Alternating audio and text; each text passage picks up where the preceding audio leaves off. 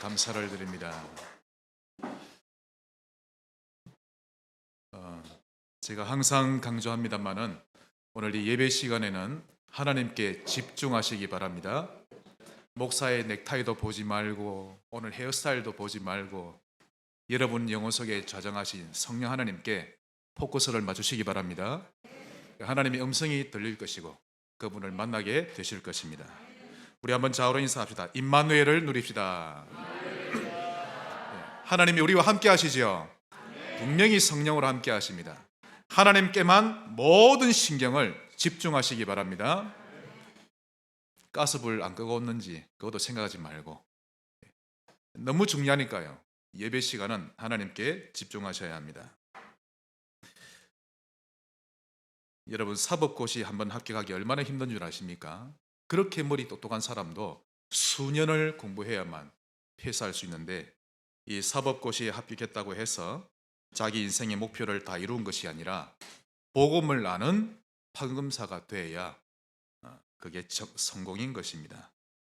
또 삼성, LG, SK 대기업의 간부 자리에 오르면요, 1년 연봉이 20몇억 되기도 합니다. 그런 대기업의 간부 자리에 올랐다고 다 된 것이 아니라 복음을 아는 간부가 돼야 그게 성공인 것입니다. 복음에 대해서 확실하지 않으면 그 어떤 인생도 성공하는 인생이 아닙니다. 만약 복음이 시원찮게 보이면 교회가 시원찮게 보이고요, 교회 일도 시시해 보이는데, 그리 되면 큰일 나는 것입니다. 복음 때문에 행복하고 복음 때문에 기쁜 사람은 물어볼 것도 없이 응답받는 사람이요, 성공한 사람인 것입니다. 그래서 복음은 선택사항이 아니라 모든 것입니다. 제가 지금껏 현장에서 기독교인들을 만나서 복음에 대해 물어본 결과, 진심으로 복음을 체험하고 행복해하거나 진정 가슴 깊이 감사한 마음으로 복음을 설명해 주는 신자 아직 한 사람도 못 만나봤습니다. 다들 신앙생활 하는 것을 뭔가 모르게 몸에 안 맞는 옷을 입고 있는 것처럼, 또 하기 싫은 일을 억지로 하고 있는 것처럼 그런 모습을 보이고 있었는데요, 그렇다고 신자가 양심적으로 복음을 모른다고는 할 수 없고 겨우 얼버무리는 정도가 거의 대부분이었습니다. 그러니 어려움이 오면 좌절하고, 문제나 갈등이 오면 불신자와 똑같이 대처하고, 마음이 안 드는 사람이 있으면 불신자처럼 들이대거나 회피하려고만 하는 것입니다. 제가 어릴 때 이런 생각을 했었죠. 진짜 하나님을 믿는 것이 저런 것일까? 그런 의문이 들었었습니다. 신자들의 상태가 이러하니 이단들이 와서 건들면요, 대번에 넘어가는 거 있죠. 그런 반면에 이단이나 사이비에 빠진 사람들은요, 거짓말을 믿는데 확실히 믿습니다. 얼마만큼 믿는 거 하니까 팥으로 메주를 쏜다고 해도 믿는 거 있죠. 100%가 아니라 300% 믿어버립니다. 통일교를 한번 보시기 바랍니다. 확실히 믿습니다. 또 신천지를 보면요, 똑똑한 대학생들이 사생결단할 만큼 그 거짓말을 믿어버리는 거 있죠. 개업하는 매장에 가보면 춤추는 아가씨가 있고 그 옆에 공기가 빠졌다 들어갔다 흐느적거리는 길다란 인형이 있죠. 그것처럼 요즘 기독 청년들은 거의 대부분이 속된 말로 희바리가 없고 흐느적거립니다. 이단에 빠진 젊은이들은 그렇지 않죠. 눈에 불을 켜고 다니는데요, 올바른 복음 가진 우리가 그런 확신 가지고 살아야 되지 않겠습니까? 뭔가 바뀌어도 한참이 바뀐 것입니다. 신자가 이렇게 복음에 대해서 희미하고 확신이 없고 늘 어정쩡하고 있으니 사회생활 할 때에도 좋은 영향을 끼치기보다 마지못해 살거나 오히려 불신자보다 더 사기치며 삽니다. 또 신앙생활이 뭡니까? 라고 물어보면 바로 율법이나 선행을 떠올리지 복음을 떠올리지를 못합니다. 여러분, 신앙생활은 복음을 누리는 것입니다. 한번 따라합시다. 복음이란 크게 두 가지입니다. 예수가 그리스도라는 것과 그분이 지금 나와 함께 하시는 것입니다. 다 끝나는 거죠. 그러므로 복음에 대해서 잘 모른다는 것은 이 땅의 진짜 문제가 뭔지를 모른다는 말이요. 또 왜 예수만 길인지를 모른다는 말입니다. 이 말은 인간에게 가장 필요한 것이 무엇인지를 아느냐라고 물어봤을 때 제대로 답을 할 수 없다라는 말이 됩니다. 한마디로 눈뜬 장님이요 벙어리 신자인 것입니다. 여러분, 제가 너무 비판적인 것 같습니까? 아닙니다. 본질은 아무리 강조해도 지나치지 않거든요. 예수님은 오히려 쌍욕을 하셨습니다. 독사의 자식들아. 왜? 본질을 계속 막으니까요. 바리새인들이. 목사가 성도들에게 본질을 아무리 강조해도 지나치지 않는 것입니다. 상식보다 우선이 복음이요. 교양보다 더 우선이 복음입니다. 그래서 상식 때문에, 사랑 때문에, 교양 때문에 상처받지 마시고 복음 누려가시길 바랍니다. 지금의 시대는 암보다 더 무서운 병이 정신병입니다. 암에 걸리는 속도보다 정신병에 걸리는 속도가 몇 배나 더 빠르죠. 선진국일수록, 잘 사는 국가나 잘 사는 동네일수록 이 병에 더 많이 걸리는 것입니다. 그런데 경제나 정치로는 해결하지를 못하고 있죠. 그래서 복음을 제대로 아는 자가 필요한 시대입니다. 우리 성지교회 때문에 눈뜬 장님이 줄어들고 벙어리 신자가 급속히 줄어들기를 바랍니다. 또 우리 교회 덕분에 경북에 있는 모든 우리 어린아이들, 청소년들의 영안이 열려지기를 예수 이름으로 축복합니다. 오늘 본문을 보시면 바울의 고백인데요. 이 두 구절을 자세히 보시면 바울이 이런 중심으로 외치고 있는 것을 알게 되실 겁니다. 당신은 복음을 아는가? 내가 복음을 부끄러워하지 아니하노니 복음은 구원을 주시는 하나님의 능력이요 복음에는 하나님의 의가 나타나서 믿음으로 이르게 하나니 오직 믿음으로 살리라.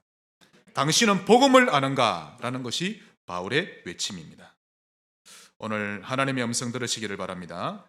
그 첫 번째로 복음은입니다. 즉 복음이란 무엇인지를 알아봐야 되겠습니다. 첫째로 복음이란 구원을 주시는 하나님의 능력입니다. 무엇을 주신다고요? 구원. 하도 많이 들으니까 여사로 들리시죠? 구원. 복음의 능력이 어느 정도인지 아십니까? 즉 복음을 가지면 어떻게 됩니까? 요한복음 8장 32절 진리를 알지니 진리가 너희를 자유케 하리라. 제사 안 지내도 됩니다. 굿 안 해도 되고 신을 받지 않아도 됩니다. 한마디로 복음은 완전 해방입니다. 그 사람을 영원히 구원하고 자유케 하죠. 새 차를 사고 고사 안 지내도 됩니다. 또 회사 하나 차린 후에 고사 안 지내도 되고요. 건축회사에서 아파트를 신축공사 시작하기 전에 돼지머리 갖다 놓고 절하는데 그거 안 해도 됩니다. 하나님께 예배드리면 간단하게 해결되죠. 부적 안 붙여도 되고 신주 딴지 갖다 놓지 않아도 됩니다. 복음은 믿는 모든 자에게 구원을 주십니다. 정말 완전 해방입니다. 이전에 제가 우리 다민족 팀과 함께 팔공산에 있는 굿하는 곳에 갔었는데요. 한 6, 70대로 보입니다. 그 노부부가 집안에 무슨 우환이 있는지 그 무속인을 만나서 뭘 하고 있는 거 있죠. 한판 굿을 탁 하고 나더니 이 비닐봉지에 거북이 2마리를 가져온 겁니다. 무속인이 뭐라 지시하니까요. 그 물가에 거북이 2마리를 딱 풀어놓습니다. 그러니까 거북이가 막 헤엄쳐 가는 거 있죠. 거북이가 안 보일 때까지 빕니다. 이렇게 합장합니다. 계속. 참으로 인간들은 불쌍합니다. 그냥 예수를 그리스도로 믿으면 끝나는데 복음을 받아들이면 구원함을 얻습니다. 정말 여러분은 여사로 들으시는데 현장에는요 이 운명에 잡혀서 시달리는 사람 너무 많습니다. 한 번은 제게 29살짜리 남자 청년이 찾아왔습니다. 눈밑이 완전히 시커먼 거 있죠. 다크서클이 얼마나 진하든지. 알고 보니까 11년째 잠을 못 잡니다. 아무리 술이 떡이 되도록 마셔도 귀신이 잠을 안 재우는 거 있죠. 제가 그날 선포했습니다.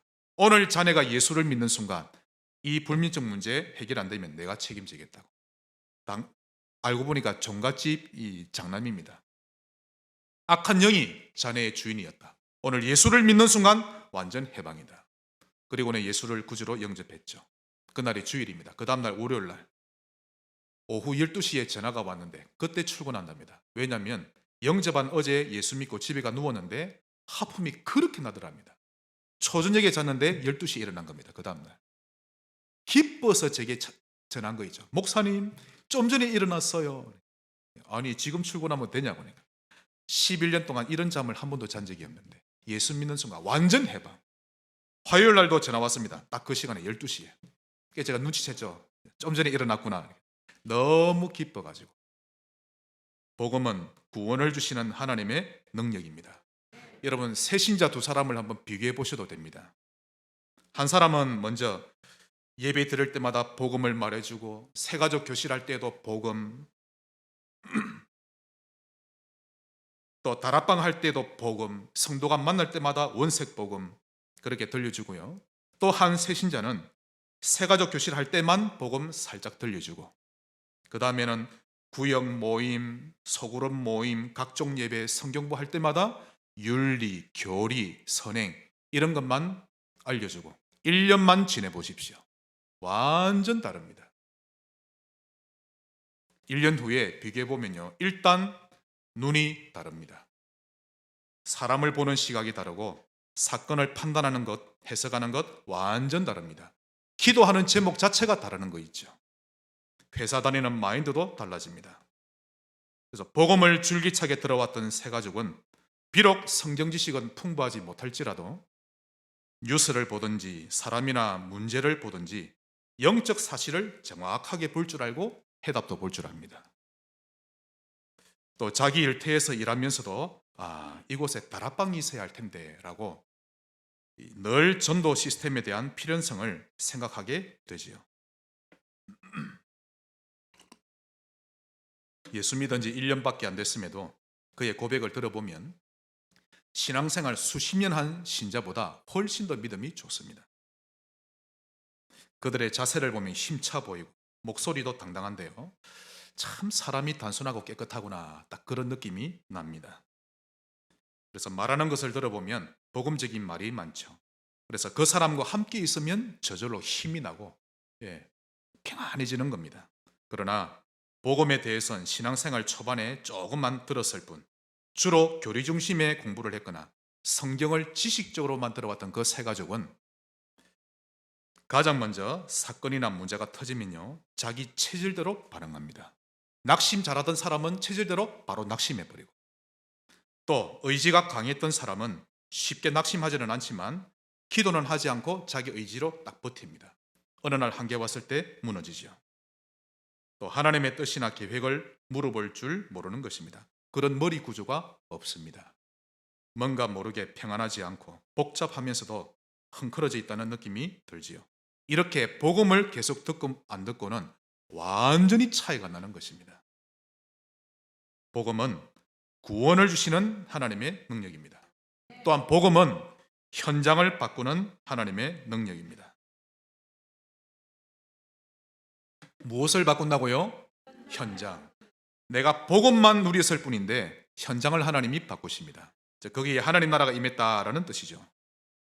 선임이나 카톨릭 신부들 그들과 함께 정신병원에 저도 한 달간 같이 있고 싶다라는 생각이 듭니다. 아마 확실히 증명될 겁니다. 그것도 선임 중에 영험한 주지나 고승 또 신부 중에서도 대주교 이런 사람들과 정신병원에 딱 한 달만 있으면요 확실히 확인이 드러납니다. 정신질환자들 중에 진짜 귀신 들린 사람들은 지금 자기 앞에 서 있는 사람이 어떤 사람인지 대번해야 합니다. 예수 믿는 자인지 아닌지를 너무 잘 알죠. 그런 사람들 앞에서 자기가 영험하다고 까불었다가는 큰일 납니다. 아무리 돌을 많이 닦았다고 해서 설쳤다가는 그날이 제삿날이 될 수 있습니다. 그러나 예수를 믿는 자는 정말 예수를 그리스도로 믿는 자는 성령 충만하지 않은 상태라 할지라도 귀신이 그를 함부로 건드리지를 못하는 것입니다. 여러분 이 복음이라는 것은요 어마어마한 것입니다.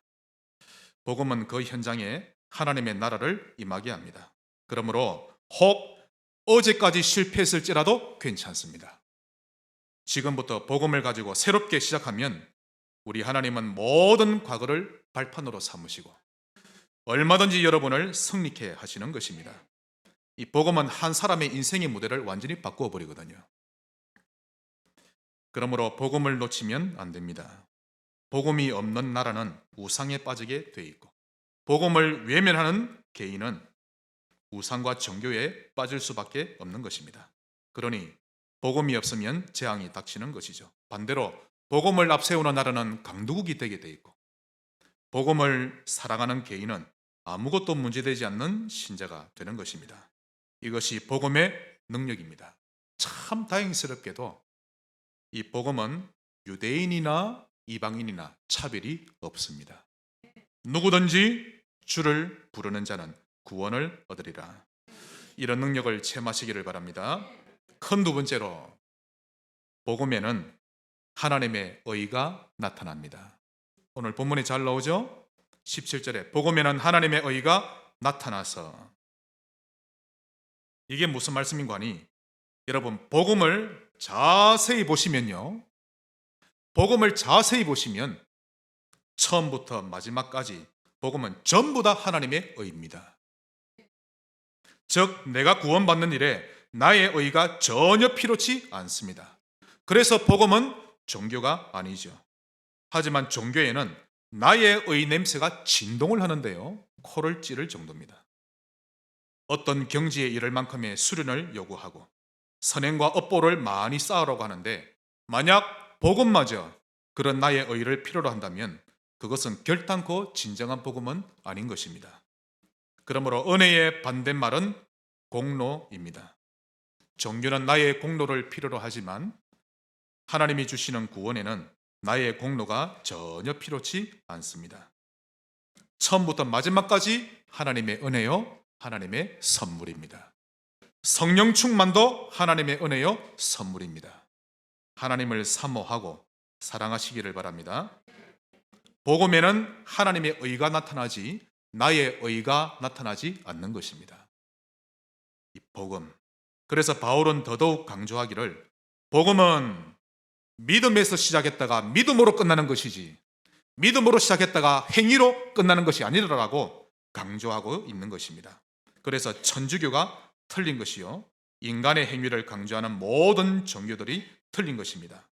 복음에는 하나님의 의가 나타나서 믿음으로 믿음에 이르게 합니다.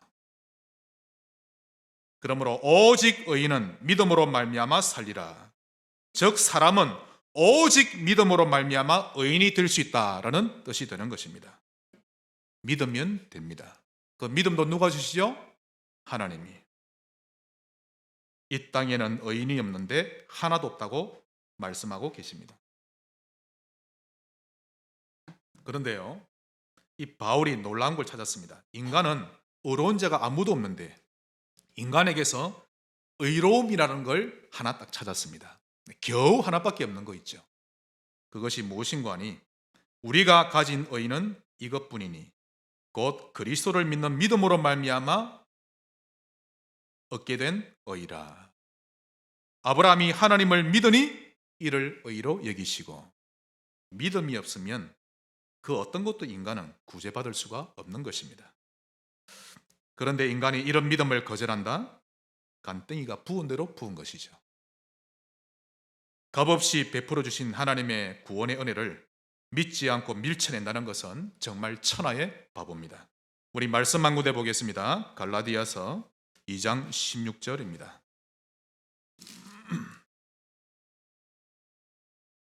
오늘 바울의 복음 누림이 여러분의 누림 되시기를 바랍니다.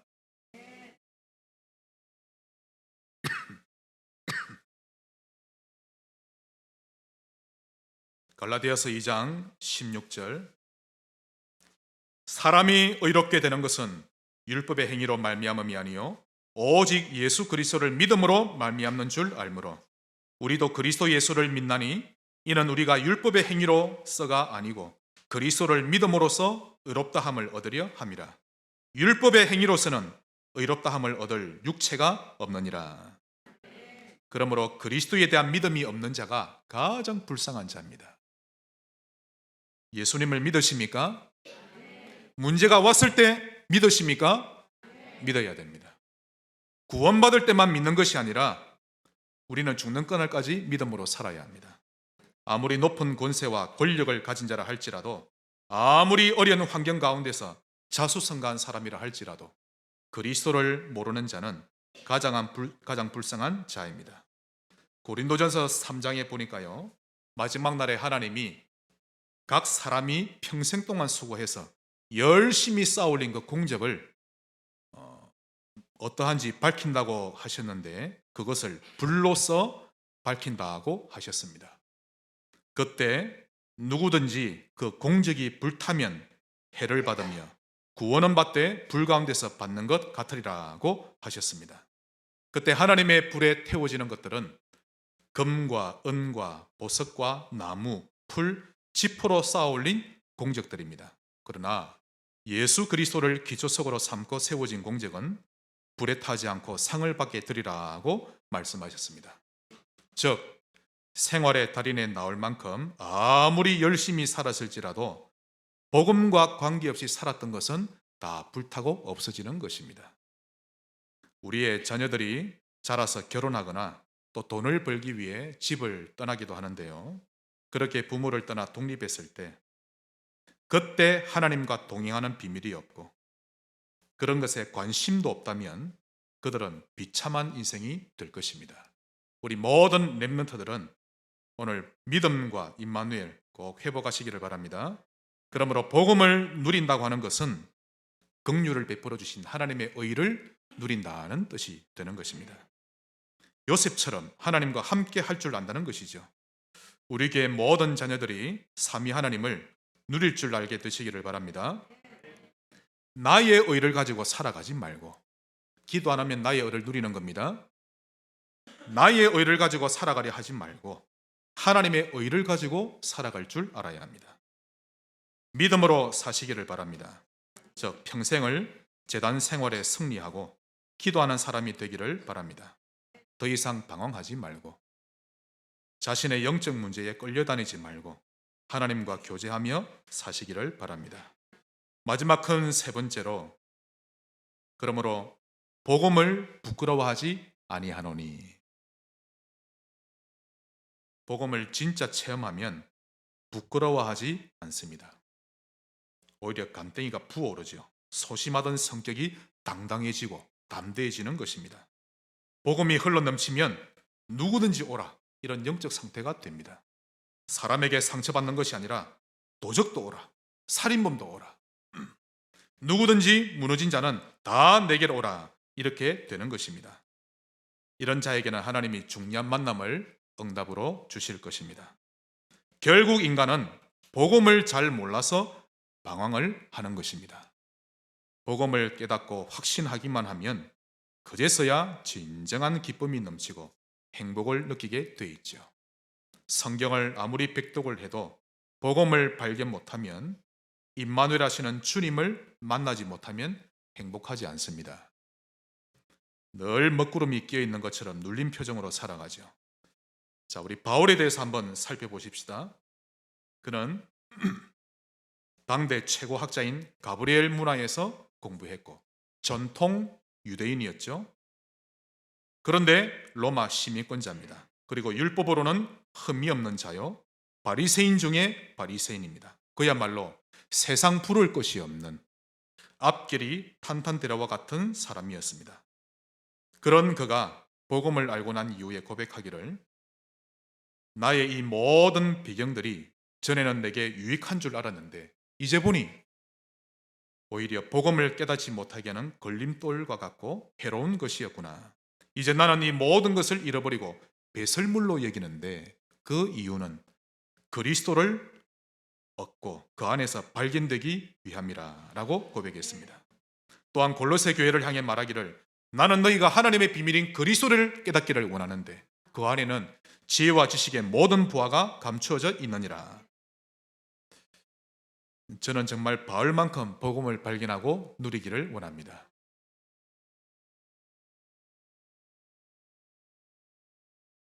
며칠 전에 집사람이 대학원 과제를 한다고 컴퓨터 앞에서 막 작업하고 있는 거 있죠. 그 과제 주제가 뭔고 하니 사람이 죽기 전에 꼭 하고 싶은 거 적어보는 겁니다. 한마디로 버킷리스트 작성하는 건데요.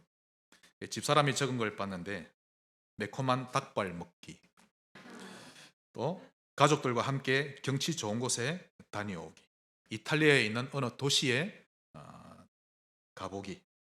그러면서 제게 말하기를 죽기 전에 꼭 하고 싶은 일이나 가보고 싶은 곳이 있냐라고 물어보는 거 있죠. 제가 아무리 생각해봐도 먹고 싶은 것도 가고 싶은 것도 없었습니다. 뭐 가볼 때는 제가 다 가봤으니까. 그런데 정말 제가 원하는 바가 있는데요. 바울처럼 복음 누리고 싶고 45 지역에 70인 제자 세워서 대복음 운동이 일어나는 것 체험해 보고 싶은 것이 저의 간절한 소망입니다. 진심으로 그러합니다. 한번 우리 중고등부에서 제게 연락 오기로 목사님 또 연말인데 선물 드리고 싶은데 뭘 원하세요? 하니까 제가 현장에 제자 세우고 싶다고, 그게 원하는 거라고. 뭐 선물 받고 싶은 게 전혀 생각 안 납니다. 이런저런 저질구레한 서론에 매여서 오해받은 사람 풀어주고 마음 달래주고 하면서 많은 시간을 허비하고 싶지 않고 서로는 아주 쉽게 넘겨버리고 여러분과 함께 이 도시에서 복음운동, 성령운동 일으키다가 주님 나라에 가고 싶습니다. 저의 진심 어린 고백입니다. 제2의 평양 대부흥운동을 일으키고 싶고, 또 로마의 콘스탄틴 대제가 조사했죠. 로마에 도대체 기독교인이 몇 명이 되는가? 뚜껑을 열어봤더니 가정마다 미션홈이 깔려 있고 심지어는 왕실에까지 복음이 들어와 있는 거 있죠. 그것처럼 그런 지교의 운동을 일으키다 주님 앞에 가고 싶습니다. 이것이 저의 생전에 체험하고 싶은 저의 버킷리스트요 간절한 소원입니다. 하나님은 우리에게 고생하라 하지 않고 복음을 주셨습니다. 하나님은 우리에게 맨날 시험 들고 상처받아라 하지 않고 복음을 주셨습니다. 맨날 걱정 염려하고 공을 들여라 하지 않고 복음을 주셨습니다. 이유는 우리 힘으로는 안 되는 줄 아시기 때문이죠. 그래서 복음은 부끄러운 것이 아니라 길이요 진리요 생명이며 당연 절대 필요는 것입니다. 지금까지 무너지고 실패했을지라도 괜찮습니다. 언약 잡고 새로 시작하면 됩니다. 영원한 언약인 그리스도와 나를 이 땅에 보내신 하나님의 계획을, 이 두 가지를 언약으로 딱 잡으면 승리하는 것입니다. 수고하고 무거운 짐진 자들아 다 내게로 오라. 내가 너희를 쉬게 하리라. 이 말씀은 너의 짐과 문제를 다 해결하고 나서 그때 오라 하는 것이 아니라 그거 그대로 들고 내게 오라는 것입니다. 그러니 이런 복음이 어찌 부끄럽단 말입니까? 오히려 복음이 나를 가장 가치 있고도 가장 위대한 사람으로 만들어주는 것인데요. 그러므로 마지막으로 성경을 공부하려 하기보다 오늘부터 성경 속에서 본질을 발견하시기 바랍니다. 본질을 발견 못하면 복음을 부끄러워하는 신자가 됩니다. 예를 들어 제게는요 간간히 편지나 문자가 날라옵니다. 여러분이 제게 문자 주시는 것보다 타 지역에서 제게 더 많이 오는데요. 거기에는 공통적으로 사랑하는 목사님께 또는 존경하는 목사님께라는 인사말로 시작합니다.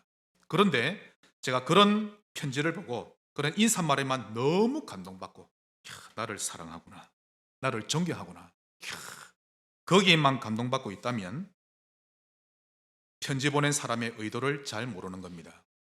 솔직히 편지 쓸 때 그다지 보고 싶지 않은 목사님께 이렇게는 쓸 수는 없는 것 아닙니까? 형식적으로라도 사랑하는 목사님께 이렇게 쓰는 거죠. 빈말이어도 인사말은 좋게 쓰는 것인데 제가 그런 서론에만 집착하고 있다면 그 편지 보낸 사람의 진짜 의도를 놓치고 있는 것입니다. 성경은 하나님께서 우리에게 멸망받지 말라고 보내신 편지요, 길이 있다라고 알려주신 편지입니다. 이런 본질을 놓치고 성경을 파헤치며 분석한다는 것은 엄연히 말해서 너무 잘 못하고 있는 것입니다.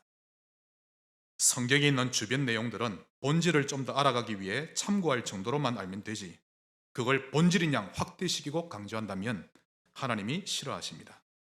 그러므로 성경 속에서 진리를 꼭 발견하시기 바랍니다. 그것이 하나님의 뜻입니다. 길을 찾으라는 것입니다.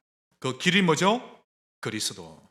그러므로 성경의 가장 큰 주제는 우리 인간에게는 기름 부음 받은 자가 필요하다는 것입니다. 그래서 그분을 보내겠다는 것이 구약 성경이요, 그분이 오셨다는 것이 사복음서요, 그 이름을 불렀다니 성령으로 역사하셨다, 그것이 서신서인 것입니다. 즉 그리스도이신 예수를 인격적으로 만나라는 것이 성경의 중심 주제입니다. 모든 사람이 죄를 범하였음에, 이 말은요, 모든 사람은 그리스도가 필요함에, 이 말인 것입니다. 복음이 보이시죠? 어디를 읽어도 복음이 보이는 것입니다. 그러므로 복음은 부끄러운 것이 아니라 알면 알수록 해방이요, 감사요, 기쁨이요, 행복인 것입니다.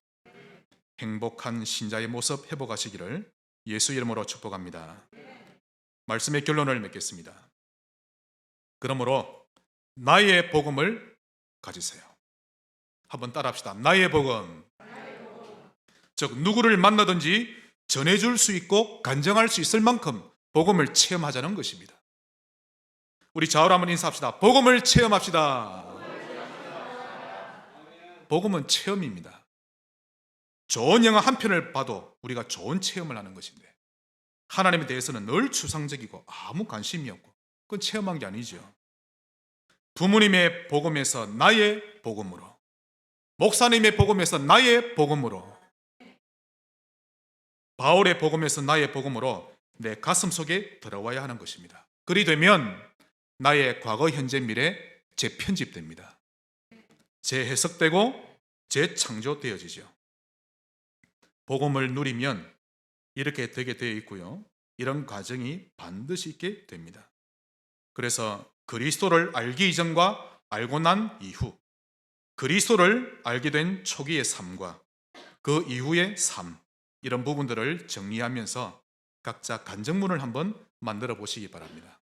지난 우리 추수감사절 때 우리 여운덕 집사님 시로 표현하셨죠? 그것처럼 어떤 이는 시로 표현하고, 음악에 재능 있는 분은 곡을 만들어 표현하기도 하고, 또 붓글씨를 좋아하는 분은 간단한 문구로 멋진 필체를 뽐내면서 또 표현하기도 하고, 받은 구원을 감사하며 표현하시기를 바랍니다. 나의 복음을 표현할 때 정말 행복하거든요. 복음을 많이 누리는, 풍성하게 누리는 주간 되시기를 예수 이름으로 축복합니다. 하나님께 감사드립니다. 주신 복음을 누리게 하옵소서. 예수님 이름으로 기도합니다.